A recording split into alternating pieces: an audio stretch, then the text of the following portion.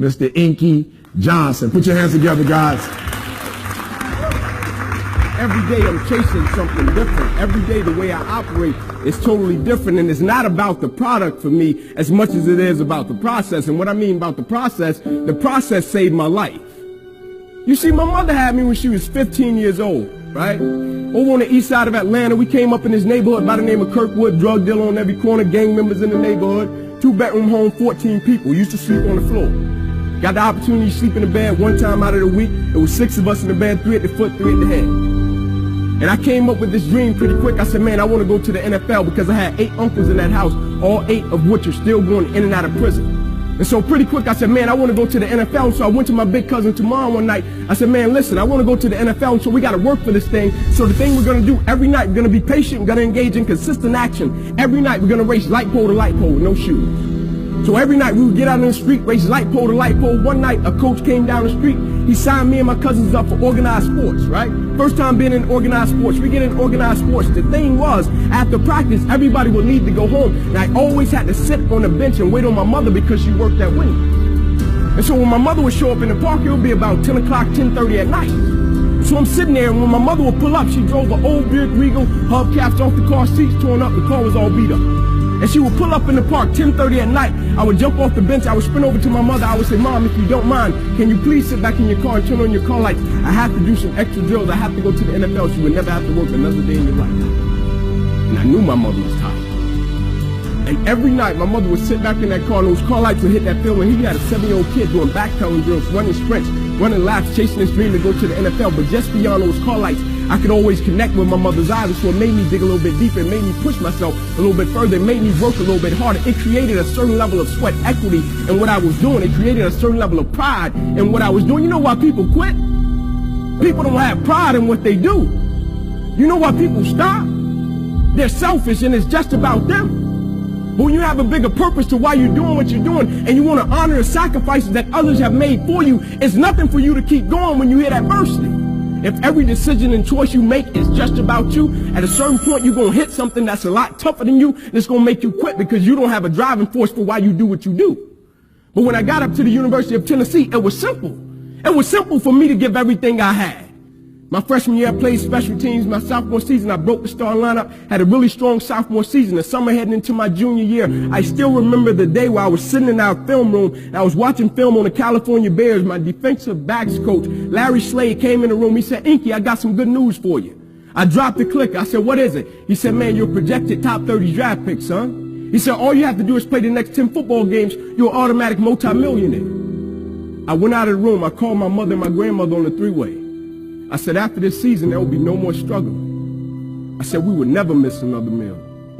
I said, we would never experience another Christmas where we have to stand on the side of the curb and just be grateful. And I hung it up. First football game, I went out and played great, got an interception, shut Cal down. Second game, we're playing against Air Force, got late in the game, fourth quarter, guy dropped back, he threw the ball to a receiver coming down my sideline. Me and the guy, we went head on. As soon as I hit the guy, I felt as if every breath in my body left. Body went completely limp, fell to the ground, I blacked out. Never happened to me before. When my eyes opened, I'll never forget, my teammates ran over, they said, Ink, get up, let's go. I said, I can't. I said, I can't move. He said, what do you mean you can't move? You're our lockdown corner, man, we need you, let's go. I said, I know, man, but this time I can't move. I flipped my head up to the sky, I said, God, I said, surely nothing has happened in this moment that can alter my life. They got me over to the hospital, they took me back, they ran CAT scans, they brought me back into my room, and all in a 15-second time frame, the doctor came running in from the opposite side. He said, hey, get in here, we got to rush this guy back to emergency surgery, he's about to die. I said, what? He said, son, you have busted up subclavian artery in your chest, you're bleeding internally, we have to rush you back, take the main vein out of your left leg, plug it into your chest in order to save your life. When I opened my eyes from recovery, the same doctor was over me. He said, son, had some good news and some bad news for you. I said, you got some bad news for me? After telling him I was about to die, I'm still alive. How bad can it get? I'm still here. He said, the good news is we saved your life. I said, thank you, sir. He said, the bad news is, Ink, you have nerve damage in your right shoulder. I said, okay, cool. He said, but son, it's a strong possibility that you probably can never play the game of football again in your life. I said, no way. I said, no disrespect to you, Doc, but I've been working for this ever since I was 7 years old. I said, no disrespect to you, Doc, but you wasn't in the park with me and my mother. And I was 7 years old and she was sitting in that Buick Regal. She got done working at Wendy's. No disrespect to you, Doc, but you didn't come up in that 2-bedroom home, 14 people sleeping on the floor. No disrespect to you, Doc, but you didn't miss those meals and stay focused and never made an excuse. I never cheated. I never cheated. Like my conscience still until this day won't let me, like I can't cheat. I can't look myself in the mirror and say, Ink, you did a good job knowing that I cheated. I can't cheat. One of the greatest pieces of advice that my mother gave me was this: son, whenever you start, you make sure you finish it. And the problem with the world today, people get involved with things, and if they don't like a certain person, if they don't like the process, if it's not what they thought it was, they quit.